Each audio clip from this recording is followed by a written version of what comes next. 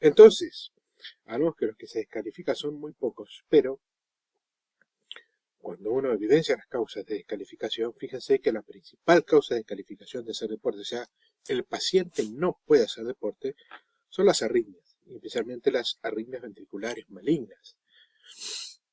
Bien, aunque estas pueden ser tratadas en general, descalifican de deportes de élite o de competición. Por ejemplo, el caso de Benjamín de Kun Agüero, que tuvo que dejar el deporte por fibrilaciones auriculares. La hipertensión arterial no controlada, valvulopatías, cardiomopatía dilatada idiopática y la miocardiopatía hipertrófica, aunque es frecuente, causa de descalificación en el deporte es muy baja y eso hay que tenerlo en cuenta. ¿Qué debemos tener en cuenta cuando hacemos una historia clínica de un paciente de una persona en realidad, que va a ser sometida o que quiere hacer deporte? Hay que tener en cuenta antecedentes personales y por supuesto realizar el examen físico detallado, que no siempre se realiza en el consultorio. Si el paciente tiene antecedentes de disnea, ¿sí? O angor, de esfuerzo, si el paciente tiene antecedentes de síncope, o presíncope, o lipotimia sin causa, hipertensos, principalmente los no controlados, si existen algún tipo de soplo, ¿sí? Sistólicos, históricos, si tiene antecedente familiar de muerte prematura, o sea, en general, familiares de primer grado fallecidos con menos de 50 años, o alguna discapacidad de causa cardiovascular en la familia, básicamente alguna enfermedad cardiovascular que cause discapacidad, o que tenga un antecedente familiar de enfermedad como sean miocardiopatía hipertrófica o dilatada, los síndromes de Queuté largo o síndrome de Queuté corto, que son una causa importante de arritmias en el paciente que va a hacer ejercicio, síndrome de Marfan o arritmias ventriculares. Todo esto tiene que ser bien interrogado. El examen físico, por supuesto, los signos vitales, pero además de ello, la talla, el peso, el índice de masa y el perímetro de cintura, ¿sí? No es lo mismo un paciente metabólicamente desfavorable que un paciente sin signos de síndrome metabólico, por ejemplo. Algunos signos físicos del síndrome de Marfan hay que tenerlos en cuenta, bien claros en la cabeza. Hay que tomarle todos los pulsos, por lo menos en el primer acceso que tenga nosotros con el paciente, por lo menos todos los pulsos. Con eso hacemos un examen físico detallado para saber si tiene o no una coartación de aorta, con el mismatch que tienen los pulsos femorales y braquiales, o sea, al arco aórtico previo y posterior al arco aórtico. Por supuesto, los signos que haya unos soplos, ¿sí? Al examen físico, no solamente los antecedentes, sino al examen físico, y que no sean dinámicos. Y, por supuesto, tomarle la presión arterial en ambos brazos, ¿sí? Para evitar la coartación de aorta que puede tener normotensión en un brazo, pero hipertensión en el otro. Independientemente del examen físico, que se realiza en todos los consultorios, un examen básico para descartar causas cardiovasculares, que eran 9 de cada 10 de las causas de muerte súbita en el deportista, es el electrocardiograma.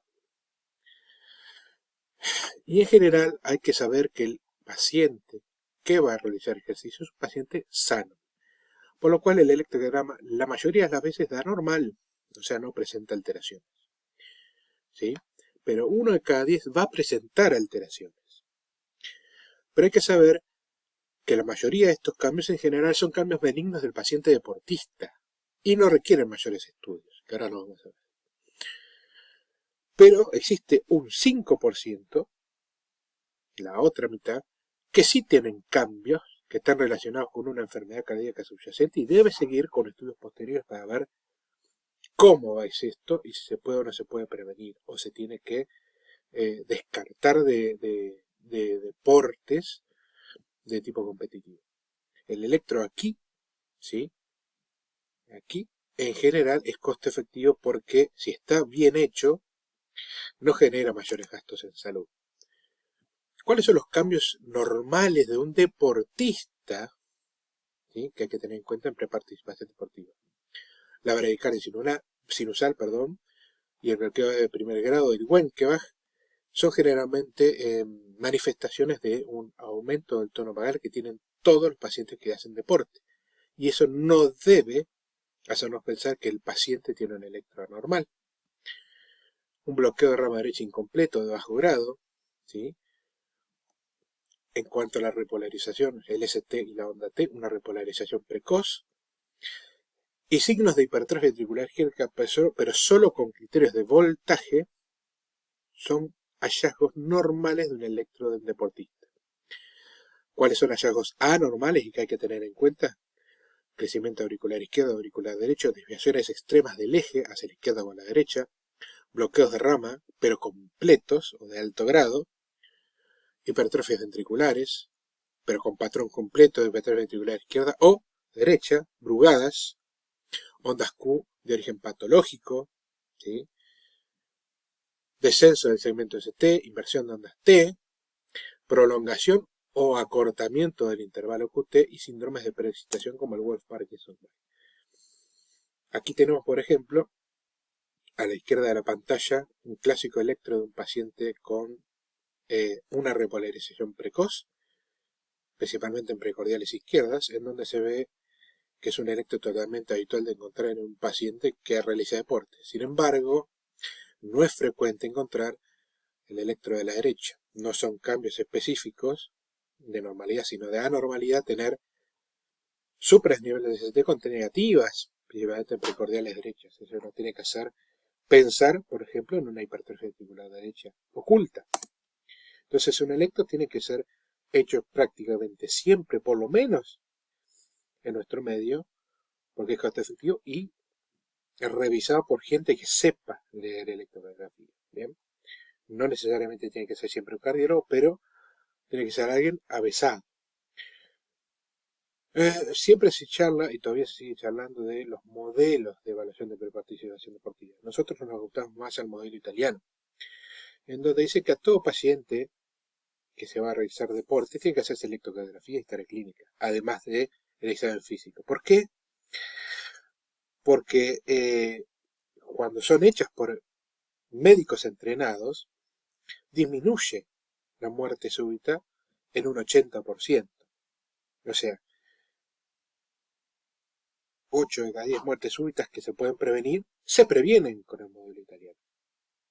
Y es aquí donde, en general, los electros son realizados por gente idónea y son baratos. El modelo estadounidense no le realizan electrocardiografía a los deportistas que van a generar o que van a pedir, en general, por evaluaciones preparticipativas. ¿Por qué? Porque el electro les resulta caro. Ellos hacen mucho costo-beneficio.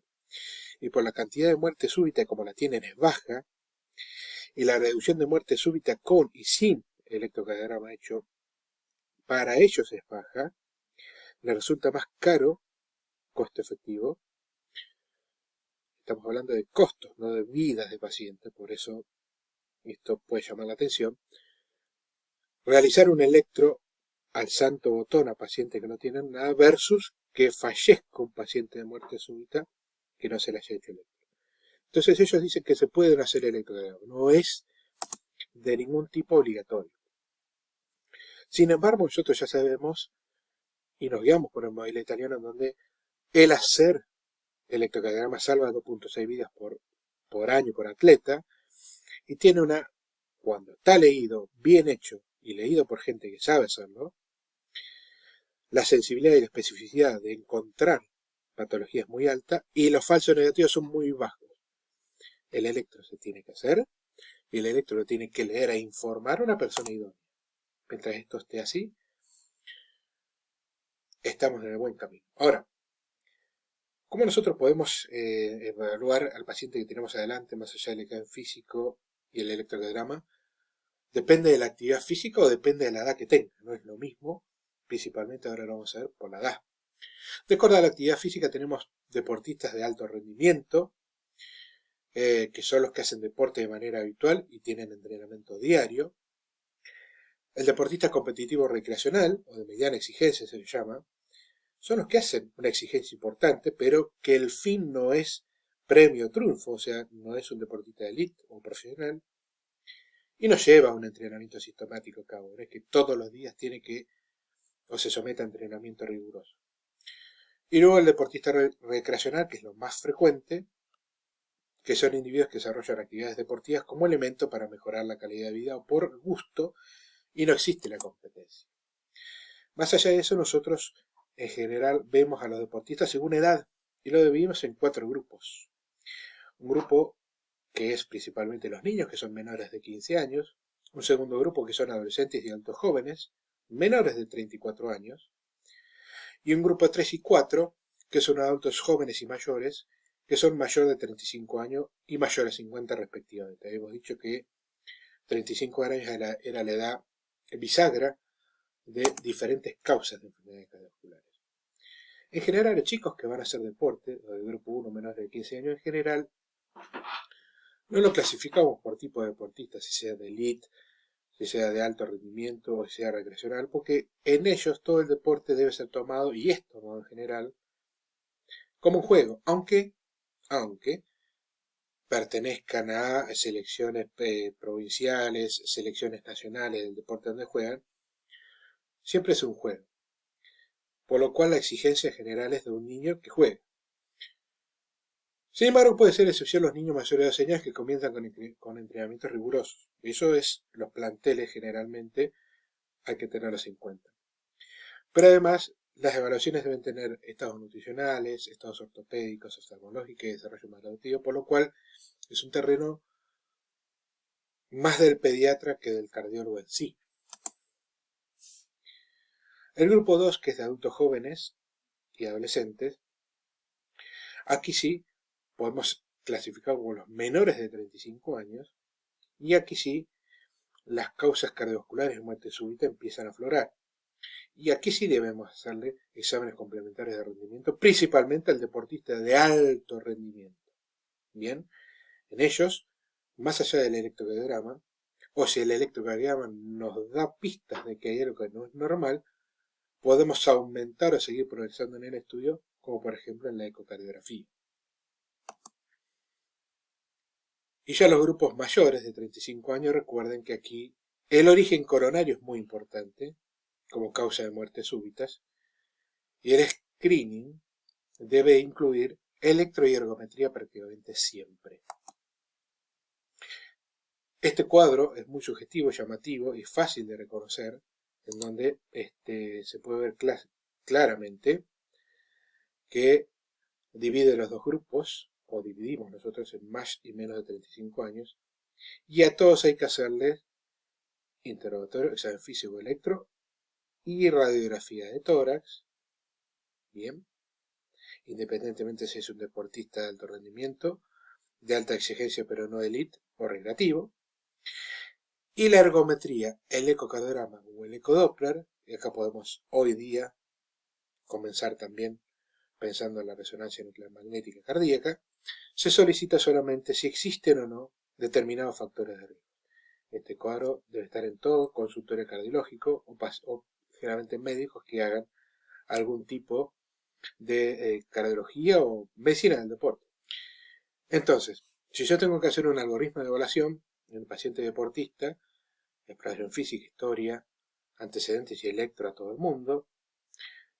A la derecha, si todo esto es asintomático, la exploración física y electro es normal, recordando las limitaciones que tiene y que lo tiene que ver alguien avesado, no tiene ningún tipo de impedimento de hacer competiciones deportivas. Ahora, si el electro, los síntomas o los signos o antecedentes son anormales, requieren otras pruebas diagnósticas que serán, ¿sí? Un escenario del cardiólogo tipo que lo esté viendo. Como conclusiones finales, el ejercicio físico y la buena condición física protege el riesgo de muerte súbita y infarto. Bien, la muerte súbita es un acontecimiento de enorme trascendencia que requiere esfuerzo. Y el método más efectivo para reproducir su incidencia es la identificación, para reducir, la incidencia de patologías susceptibles en mayores o en menores de 35 años. Y los reconocimientos médicos deportivos son hoy día el mejor método para identificar dichas patologías. Con esto terminamos. Muchas gracias.